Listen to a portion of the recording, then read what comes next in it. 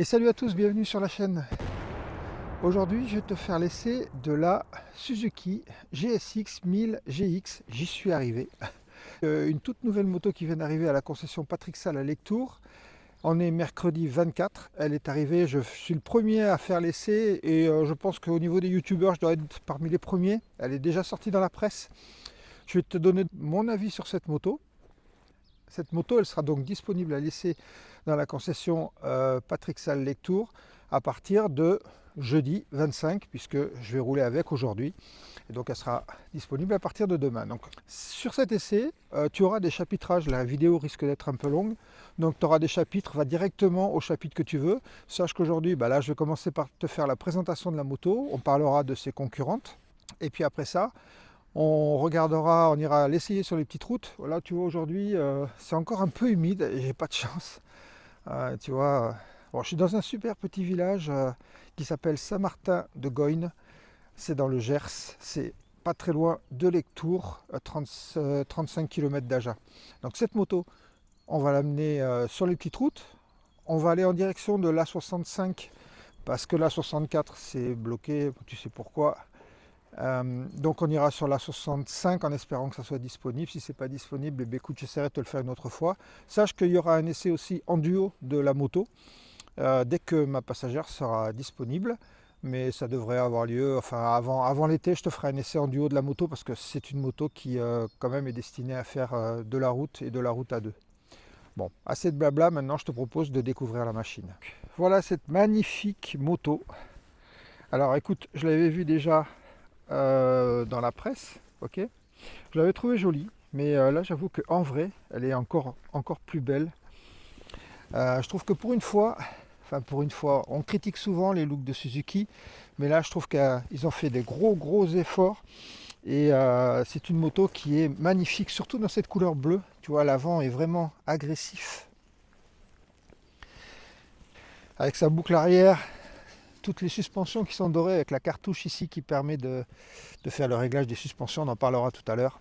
Elle est livrée avec un porte-paquet d'origine et ici tu as les valises. Alors moi je les ai pas. Sache que pour l'instant elles sont à 1 euro, mais bon, je pense que Suzuki apparemment a pris conscience du prix et peut-être qu'ils vont les mettre d'origine pour le même prix que la moto. Sinon ça coûte 1200 et quelques euros l'option. Tu vois, le look est sympa. Question tableau de bord, c'est du connu. Je te rentrerai dans les détails tout à l'heure. Je te montrerai les détails. Voilà, c'est un tableau de bord TFT que tu retrouves sur la GT et tu as le même esprit sur la 800DE. Mais le tableau de bord, je te montrerai ça tout à l'heure. On en parlera un peu sur ses fonctionnalités.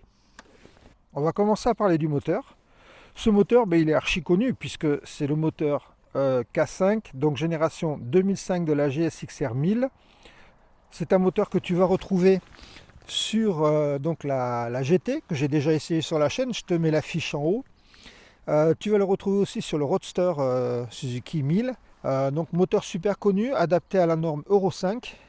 Au niveau de la puissance, on est à 152 chevaux à 11 000 tours et on est à 106 Nm de coupe à 9250 tours. Rien de spécifique sur ce moteur, hyper fiabilisé, 4 cylindres, double arbre à cam en tête. C'est tout ce qu'on peut dire dessus, mais je te parlerai après en roulant du ressenti du moteur, même si tu as déjà une idée de ce que je vais dire par rapport à la GT.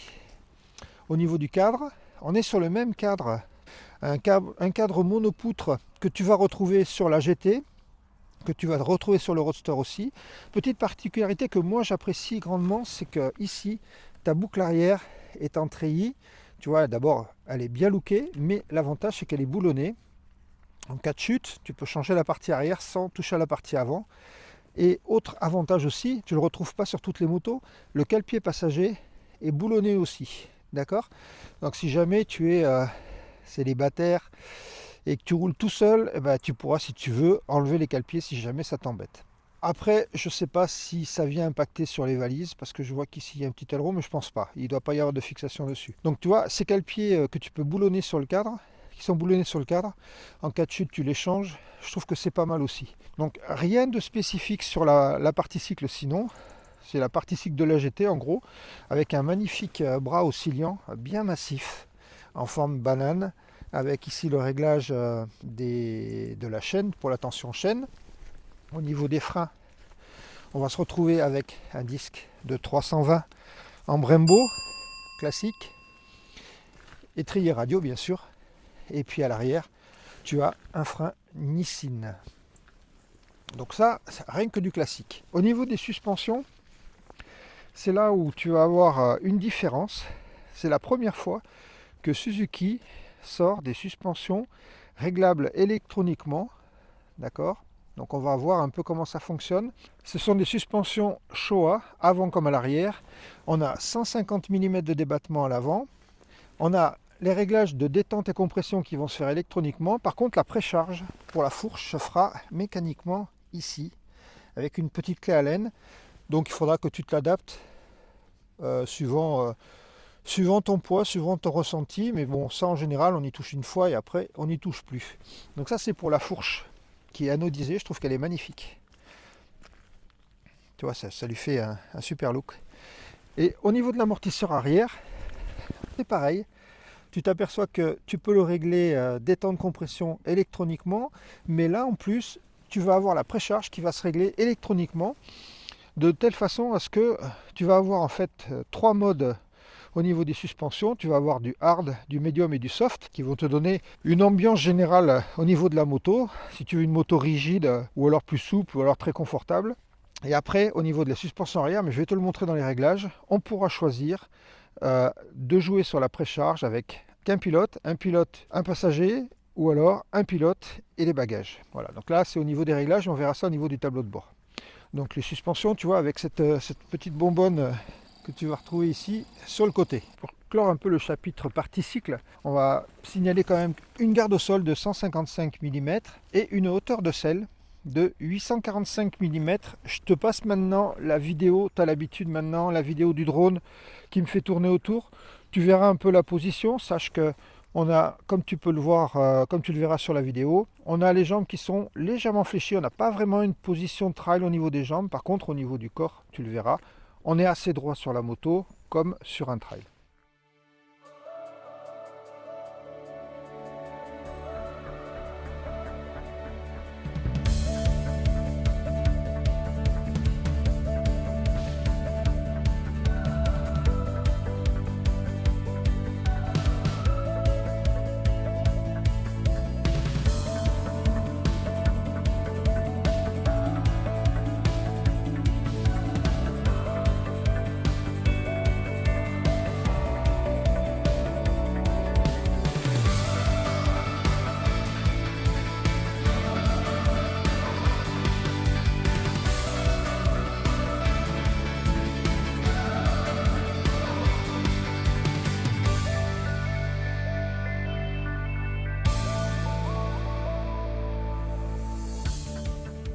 Bon, tu as vu, la position elle est correcte et on est vraiment bien assis sur cette moto.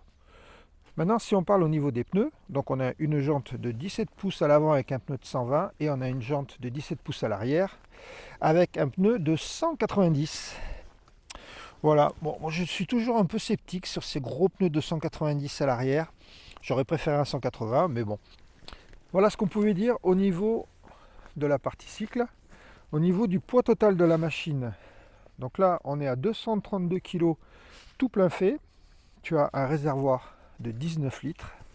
Donc tu as une selle qui est, je trouve, assez moelleuse. On verra ce que ça donne en roulant. Et puis une selle passager qui est pas très large mais qui est aussi assez moelleuse, avec donc des repose-pieds qui sont à peu près ici. On verra ce que dira mon passager. Je t'ai parlé du look tout à l'heure. On va parler maintenant un peu de la protection. Ici tu as une bulle réglable, malheureusement pas manuellement, enfin tu t'aperçois qu'il faut dévisser ces vis et tu t'aperçois que tu as 3 positions. Ici la bulle là est en position intermédiaire, il faudra que tu démontes ces vis pour régler la bulle. Ça c'est un peu dommage, j'aurais préféré une bulle qui soit réglable manuellement, mais bon. Au niveau, par contre elle a été apparemment étudiée assez finement en soufflerie. Tu vois ces petits volets, j'espère que tu les vois ici là, ces petites ouvertures un peu partout. Tu t'aperçois que c'est assez bien fini, assez bien léché, tu vois. J'ai l'impression qu'ils ont fait des efforts, ils ont mis ces petits ailerons et apparemment c'est pour Mieux guider les filets d'air et enlever un peu de pression. Tu les as aussi ici, ça, bon, là c'est pour le refroidissement, et puis on le voit ici un peu partout. Donc tu vois, le look il a été soigné. La face avant est assez agressive. Alors on est tout à LED. Ici tu as la signature lumineuse. Et là on a les deux phares superposés qu'on retrouve sur presque toute la gamme Suzuki maintenant. En plus tu as des protège-mains ici. Par contre, pas de poignée chauffante. Ce que je te propose maintenant, c'est de regarder un peu le compteur. Donc ce compteur, il est commun un peu à la gamme Suzuki, hein, tu l'as déjà vu. Sache quand même que à côté du compteur, tu as la possibilité d'avoir une prise USB-A où tu pourras brancher ton téléphone. Là, j'ai mis le petit support pour le mien. Voilà ton compteur, toujours classique chez Suzuki. Ici, ton compte tour, ta vitesse, ta jauge à essence. Ça, c'est la batterie de mon téléphone. Et si le téléphone est donc connecté, je te montrerai ce que ça donne. Tu as ton heure. Ici, donc, ce que j'adore chez Suzuki, tu as ce menu tournant qui correspond, tu vois, à ta molette en fait. Donc si jamais tu veux sélectionner, tu commences par faire OK. Donc là, par exemple, tu es sur le mode moteur. Et après, tu vas venir ici, descendre ou monter pour choisir. Donc là, on est en mode C. Tu as le mode C, le mode B et le mode A. On verra tout à l'heure, donc le mode A c'est le mode le plus agressif et le mode C le moins agressif. Donc tu vois, c'est assez facile à bouger. Et tu t'aperçois autre chose aussi, tu vois, ici on a le traction control, là on a les suspensions. Donc tu as cette possibilité, si je me mets en mode A, le traction control est sur 1, donc le moins intrusif possible. Et la dureté générale de la moto est sur hard. Ok, donc ça c'est pas mal. Tu t'aperçois que si tu te mets sur B, tu vois, ça a changé le traction control sur 4 et la dureté sur M. Et si tu es sur C, on est sur souple et traction control maximum. Ça c'est intéressant quand il pleut, parce que je te rappelle que quand il pleut, vaut mieux avoir des suspensions. Quand tu as les suspensions pilotées, il vaut mieux les avoir sur souple pour avoir le moins de réaction possible de la part de ta moto quand tu passes dans les trous, de façon à ne pas perdre l'adhérence. Donc toujours te mettre au plus souple quand il pleut. Et puis ici, tu vois, je suis sur auto. Donc là, j'ai réglé mon mode moteur. Ensuite, je vais descendre. Là, je peux régler mon traction control. Toujours avec ici, en jouant là. Donc tu vois, traction control. Malgré tout, tu as un pré-réglage, mais malgré tout, je peux le modifier et faire ce que je veux. Ok. Ensuite, je vais avoir ici le réglage de mes suspensions. Et tu vois, même si je suis en C, je peux me mettre en hard. Je vois pas l'intérêt, mais bon. Voilà. Et ici, j'ai les suspensions qui sont actuellement sur auto, c'est-à-dire que la précharge va se faire automatiquement en fonction de mon poids. La moto va calculer ce qu'il faut comme précharge. Et ça, c'est quand même pas mal. Donc ici, avec un pilote, voilà, tu vois, ça bouge. Je vais te montrer ce que ça donne à l'arrière. Là, par exemple, on va le régler sur un pilote plus les bagages. Tu vois, c'est ce petit moteur électrique là qui vient envoyer la pression à l'amortisseur. Et puis après, tu peux faire pilote passager et c'est tout. Ok, tu peux pas faire pilote passager bagage. On va dire que pilote passager c'est ce qu'il y a de plus dur. Et après tu peux revenir sur auto. Voilà. Donc là on va la laisser nous sur auto. Voilà ce que tu pouvais faire. Sinon, donc si tu appuies sur OK, si tu maintiens OK appuyé ici qui valide tes menus, tu rentres ici tes menus de réglage. Ici tu vas avoir ta connexion ta connexion avec ton smartphone, d'accord. Là ici tu vas avoir tout ton menu ride si tu veux modifier, le service, les warnings, et ici tu vas, si tu veux régler toute ta lumière, tout tes unités, système info. Donc maintenant, au niveau connexion téléphone, donc une fois que tu as mis l'application MySpin de chez Suzuki sur ton téléphone, donc tu vas pouvoir rentrer ici là avec la flèche, tu maintiens la flèche. Et là, tu vas rentrer dans ton menu. Donc, tu as le calendrier, tu as tes contacts, tu as la musique et tu as Maps. Dans mon cas, c'est Maps. Tu appuies dessus et voilà. Donc là, tu as ta navigation. Donc, si jamais tu veux naviguer, alors l'écran n'est pas tactile, d'accord. Donc, tu vas venir jouer avec ton joystick, toujours ici, là. Et là, tu vois, je suis sur plus. Je vais monter ici, je rentre. Et là, je vais chercher, je fais OK et je vais chercher la destination que je veux. Donc c'est pas mal d'avoir ça. Tu t'aperçois que quand tu as cette carte, tu as quand même ici ta vitesse, ton rapport engagé, et tu as tes trips ici qui sont indiqués, l'heure, le compte tour, et ta jauge à essence. Donc tu vois, c'est pas mal foutu. Donc si tu veux sortir, ben, tu maintiens ici la flèche retour et tu reviens à ton tableau de bord d'origine.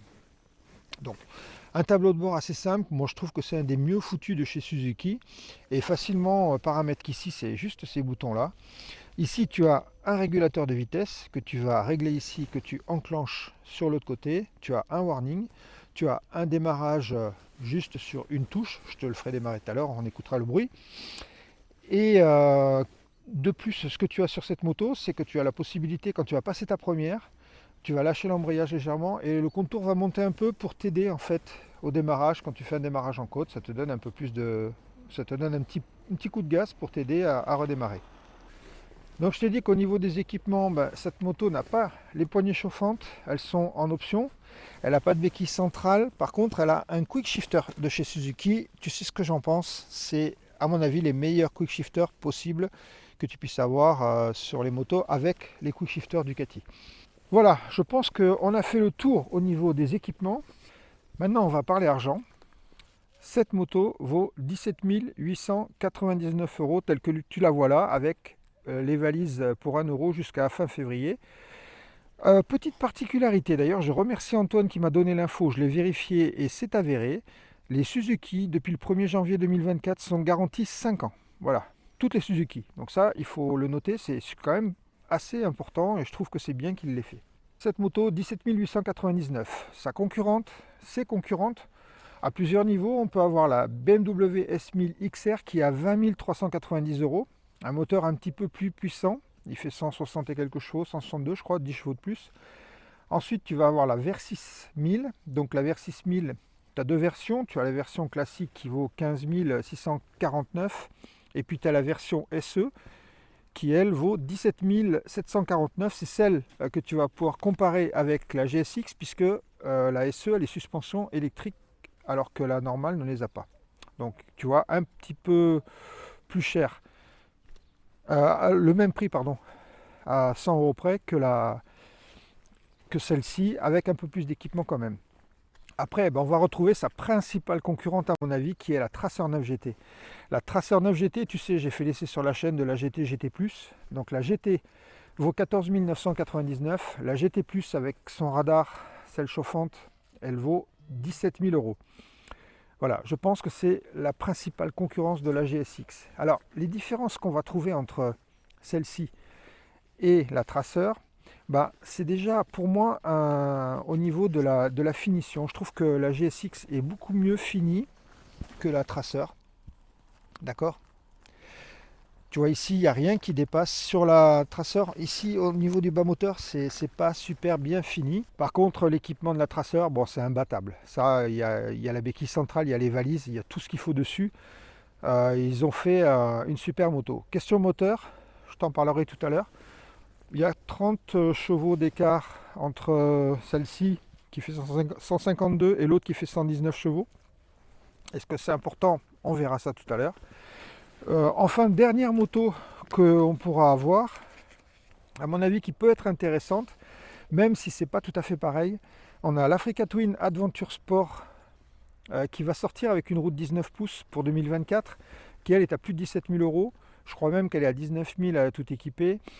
Voilà, est-ce que là le moteur par contre 100 chevaux, un peu plus de couple, enfin le couple à plus bas régime, mais voilà, voilà en gros ses concurrentes. Donc effectivement elle est au niveau prix, elle est pas mal placée, au niveau équipement, elle est un peu moins bien placée que ses concurrentes. Moi disons que ce que je lui reproche, c'est de ne pas avoir de béquille centrale, de ne pas avoir les poignées chauffantes et d'avoir mis une bulle qui n'est pas réglable. Voilà. Bon, poignée chauffante, béquille centrale, ça peut s'améliorer. La bulle elle restera comme ça. Alors après poignée chauffante, tu peux mettre les gants chauffants. Moi c'est ce que je te recommande parce que les poignées chauffantes tu vas les mettre sur ta moto. Si tu la vends dans 2 ans, tu es bon pour réinvestir. Prends plutôt des gants chauffants, tu seras mieux protégé et ça sera mieux au niveau de l'efficacité. Voilà ce que je pouvais te dire en statique sur la moto. Maintenant ce que je te propose, c'est d'aller voir ce que ça donne sur la route. Bon écoute, nous voilà sur l'autoroute. Alors aujourd'hui exceptionnellement je commence par l'autoroute. Parce qu'en fait les routes sont encore mouillées, donc je préférais prendre l'autoroute, comme ça on verra tout de suite ce que ça donne, ce sera moins risqué. La moto est neuve, les pneus sont neufs, tout est neuf, donc j'ai pas voulu prendre de risque. donc ça va sécher cet après-midi et cet après-midi je te ferai les petites routes. Allez, là c'est parti pour la portion autoroute. Donc petite accélération.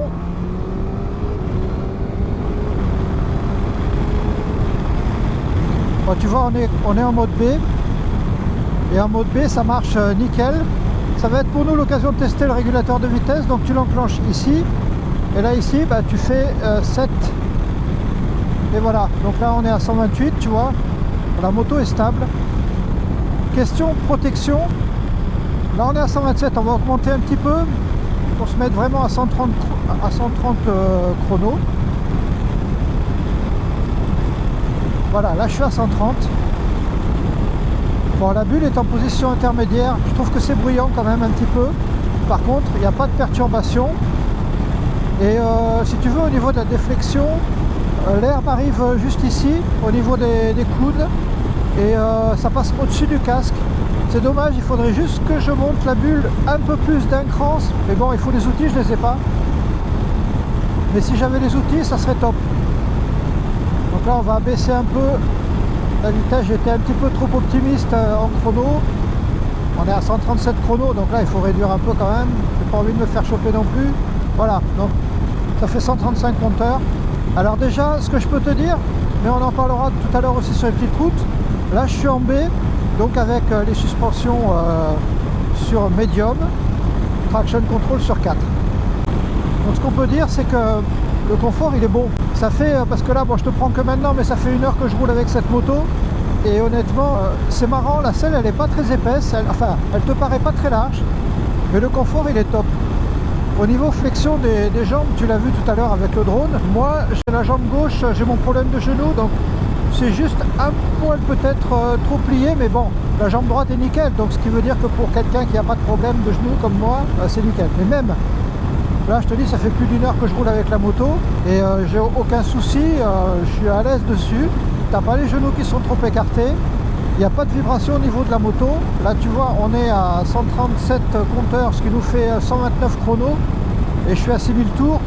Autant te dire que le potentiel de la moto, il est énorme. Tout à l'heure, j'ai pu m'amuser avec un peu. Et franchement, ce moteur, il est génial. Là, sur autoroute, franchement, le moteur ne peine pas. Tu es à 6000 tours, zone rouge, 11 800 tours. Donc tu as bien compris que là, tu n'as pas de souci de ce côté-là. Je vais me mettre, je suis toujours en B, tu vois, et si jamais j'accélère, je vais te montrer juste un petit coup. Là, tu atteint tout de suite des vitesses impressionnantes, et ça, sans forcer. Et je suis en mode B, hein. Si tu te mets en mode A, on verra tout à l'heure, je te montrerai sur les petites routes, en mode A, c'est encore mieux. Voilà, c'est une moto pour l'autoroute, franchement, à partir du moment où tu mets la bulle sur la position haute, je trouve que c'est bien déflecté. Au niveau des genoux, t'as rien. Le bas du pantalon, je sens qu'il est dans le vent, mais c'est tout. Mais là, je pourrais rouler des heures, quoi. C'est vraiment hyper confort. Donc, ce que je te propose, je vais continuer moi, mais c'est pas la peine que je te filme toute l'autoroute. Je te dirai ce que ça donne. Je regarderai un peu au niveau consommation et je te dirai ce que ça donne dès que je sortirai après sur les petites routes. Mais pour l'instant, franchement, rien à dire sur cette moto. Allez, à tout de suite. Voilà ce que ça donne donc sur l'autoroute. Consommation à peu près en dessous de 5, j'ai fait 5,8 litres, 5,9 litres en roulant à 130, ce qui est correct. Et sur les petites routes, j'en suis à 6,2 litres à peu près. Bon, maintenant, on va voir ce que ça donne. Je vais te montrer ici. Donc ça fait un petit moment que je roule avec. J'ai commencé à prendre un peu confiance. La route est sèche. Donc là, je me suis mis en mode A, donc le mode le plus violent. Tu vois, ça marche bien. Et en suspension, je me suis mis en mode avec une personne à bord. J'ai enlevé le mode auto, j'ai trouvé que ça faisait bouger la moto. Je sais pas, je me suis pas senti à l'aise avec le mode auto, je préfère le mettre comme ça. Donc là, on est en hard avec le mode A. On va commencer par parler des suspensions. Sur route 10, aucun problème, tu peux tartiner, franchement ça bougera pas. Sur route abîmée, comme un peu ici, quand tu te mets en mode auto, j'ai trouvé que ça bougeait un peu plus de l'avant. Là maintenant que je me suis mis en mode, si tu veux, en fait, c'est moi qui ai choisi mon réglage de prétarage de suspension arrière, je trouve que c'est mieux. Je me sens plus à l'aise avec la moto comme ça. Elle bouge dans son ensemble et elle bouge pas, mais si tu veux, elle reste super stable. Donc question suspension, Le gros avantage, c'est qu'elle te donne du confort. Si tu te mets en mode B, ou là en mode A, je pourrais me mettre en suspension souple, mais il n'y a aucun intérêt. Mais si tu te mets en mode B, la moto elle saute pas, elle absorbe tout, c'est vraiment un régal. Donc quand tu es à 2 sur ta moto, bah, je pense que le passager il va apprécier. Donc les suspensions c'est tout bon, je te dis, à part ce petit bémol sur l'avant, parce que bon, l'avant est super léger, la moto se place hyper facilement. Et du coup comme il est un peu léger, ça a tendance à bouger quand la route est vraiment très très abîmée et que tu forces un peu. Là c'est pas le cas. Et donc en passant en manuel, je te dis, j'ai résolu le problème. Confort de la moto, la selle, ça fait un petit moment que je roule avec, et la selle elle est top. J'ai pas mal, elle est pas trop étroite, tu sens pas les arêtes, vraiment elle est bien. À voir ce que vaut là c'est le passager, mais je te le dirai quand on fera l'essai en passager. Donc oui c'est validé, et sur plus de 2 heures que je roule avec cette moto, je pense qu'il n'y a aucun souci.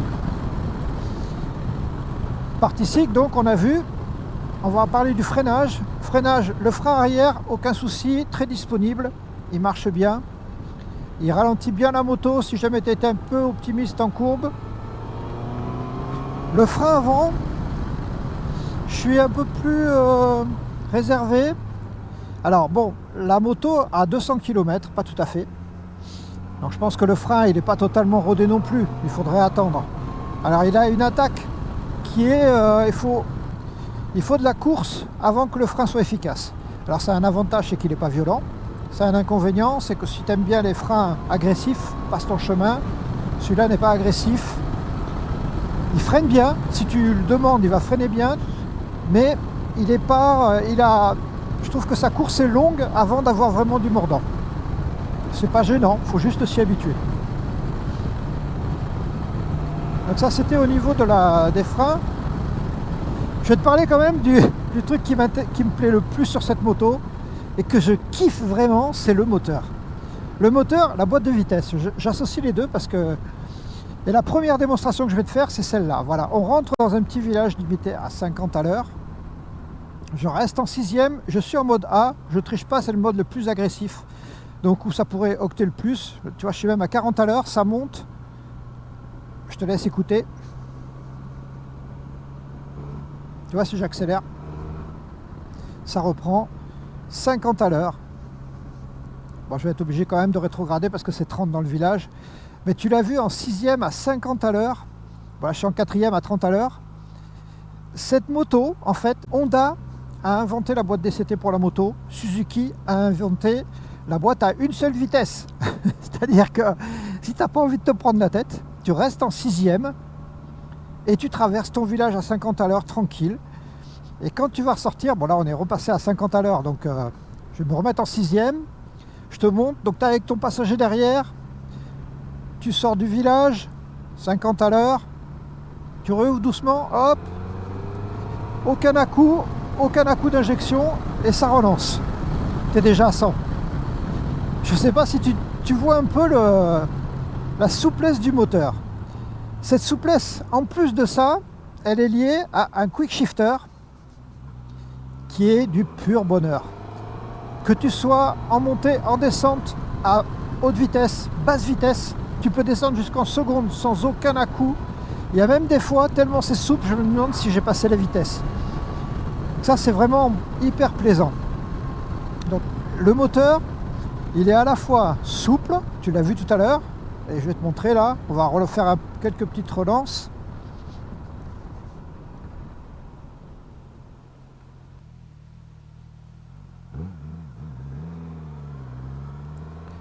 Tu vois, on va pas se mettre en 2 parce que ça va propulser, mais en 3 déjà.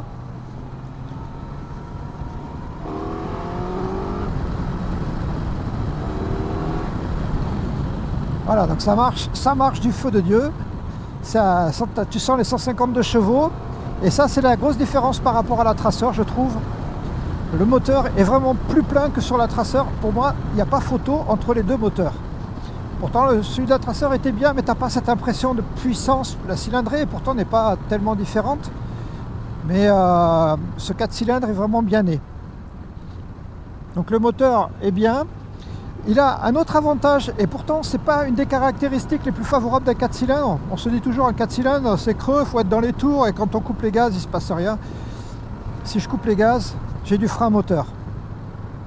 Tu peux très bien partir sur le même principe que ce que je te disais tout à l'heure, c'est-à-dire que tu es avec ton passager, tu ne veux pas lui donner d'un-coup, tu restes en 5e ou 6e, tu ressors, tu ouvres doucement, tu n'as pas de passage, le quick shifter t'aide, voilà. Donc c'est vraiment un gros plus, ça t'apporte du confort quand tu es à deux, et quand tu es tout seul, tu peux vraiment t'amuser avec cette moto, parce que ce moteur te donne vraiment du plaisir.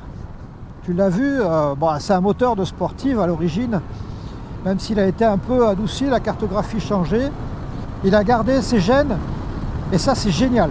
Pour moi c'est vraiment le gros plus de cette moto. Second gros plus, je t'ai parlé de sa protection, je trouve qu'elle est correcte, parce que la bulle, alors tu as de l'air, je pourrais avoir un cran de plus, j'avais pas les outils pour la monter sur un cran de plus, ça devrait être suffisant.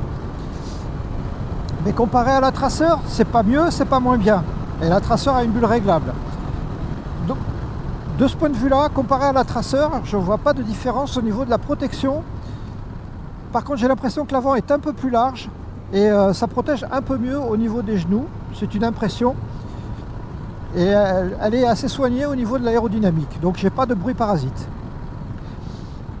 Au niveau du look, tu l'as vu, je te remonte la photo. Elle est magnifique. Je crois que c'est un des plus beaux modèles que Suzuki ait fait, du moins pour moi. C'est vraiment bien fini, c'est bien fait. Il n'y a pas de chichi, il n'y a pas de trucs qui servent à rien.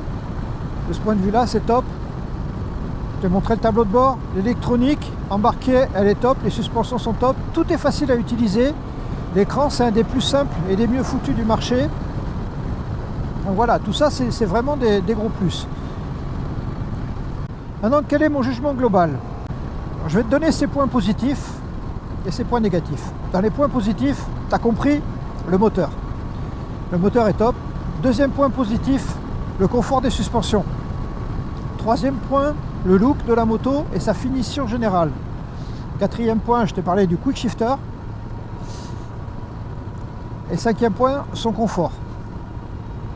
Si je vais dans les points négatifs, je vais parler de son manque d'équipement, parce que pour ce prix-là, on a vu la Tracer fait mieux à ce niveau-là, mais dans les trucs vraiment qui manquent, pour moi, les trucs vraiment qui manquent, c'est la béquille centrale, en partant du principe qu'elle va avoir les valises, qu'elle gardera ses valises, elles sont 1 €, mais en admettant que les Japonais décident de les laisser.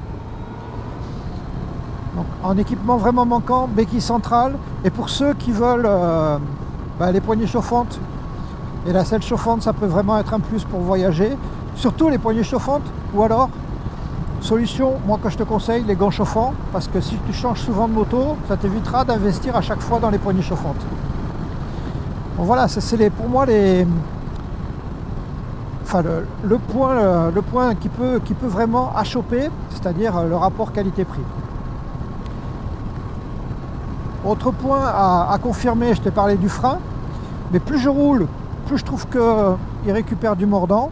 Donc c'était peut-être juste une histoire de rodage. Donc ça, n'en tenez pas compte. Ça sera à vérifier sur le long terme. Et puis un avant peut-être un peu léger et qui est en mode extrême sur une route défoncée.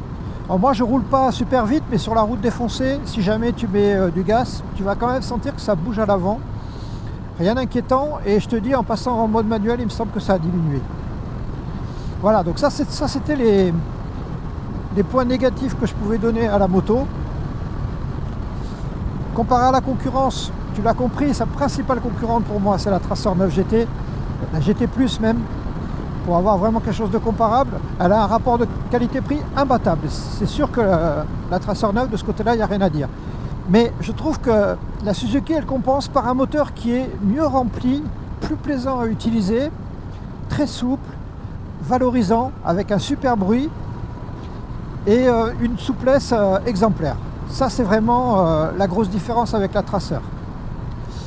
Si j'avais le budget, parce que tu sais que pour moi, c'est des motos qui sont trop chères, mais si j'ai le budget, On est bien d'accord que c'est pas donné, hein, c'est presque 18 000 euros. Mais entre ces motos que je t'ai dit, et même si j'y inclus la VR6, pour moi la VR6, j'aime pas tellement son look. Elle est plus lourde, elle est plus vieille esthétiquement, elle est bien équipée. Le moteur fait que 120 chevaux, enfin que 120 chevaux, il fait 120 chevaux quand même. Hein. Ça se trouve, on les utilise pas les 120 chevaux sur celle-ci, mais voilà. Disons que de ce point de vue-là, la Suzuki est meilleure. Après, on a l'Africa Twin, mais là, on est sur un autre trip, route 19, moteur plus faible. Donc je pense qu'en fait, elle est bien née. Il faudra la comparer avec la Stelvio, peut-être. Même si le moteur est plus faible sur la Stelvio, il y aura des avantages aussi. Ça sera à voir. Mais voilà, pour l'instant, si tu me donnes les 18 000 euros, eh bien, sans hésiter, je prends celle-là. Et la raison principale, celle qui efface tous les points noirs, c'est le plaisir de conduite, le moteur, les suspensions en général, mais surtout le moteur et ce plaisir qu'on a à l'utiliser. L'achat d'une moto, c'est irrationnel, c'est-à-dire que voilà quoi, si je m'en tiens vraiment à ce que tu veux faire, à ce que tu dois faire avec une moto, c'est-à-dire les balades et aller au taf avec, à la limite une 400 ou une 600 ça suffit largement, hein. T'as pas besoin d'acheter une moto à 18 000 euros, on est d'accord. Mais c'est ça une moto c'est du plaisir, et pour ceux qui peuvent se payer, mettre un billet de 18 000 là-dedans, essayez là, vous me direz ce que vous en pensez, mais moi c'est quelque chose que je ferai effectivement. Voilà ce que je pouvais te dire sur cette moto. J'espère que cette vidéo t'a plu. Je te dis à bientôt pour les prochaines vidéos. J'en ai une sur le drone, j'en ai une autre qui va sortir sur les 10 000 km de la V85 TT. Et puis après, il y aura d'autres motos. Il faut que je regarde un peu ce qu'il y a, mais il y aura d'autres motos. Peut-être même des présentations de motos d'occasion aussi. On verra ce qu'on pourra faire. Sur ce, je te laisse sous ce beau soleil du Gers. On approche les 15 degrés. T'imagines, si tu es dans le nord, écoute, désolé pour toi. Je te souhaite plein de courage. Et si tu es dans le sud, profite. Allez, à bientôt sur la chaîne. Tchuss.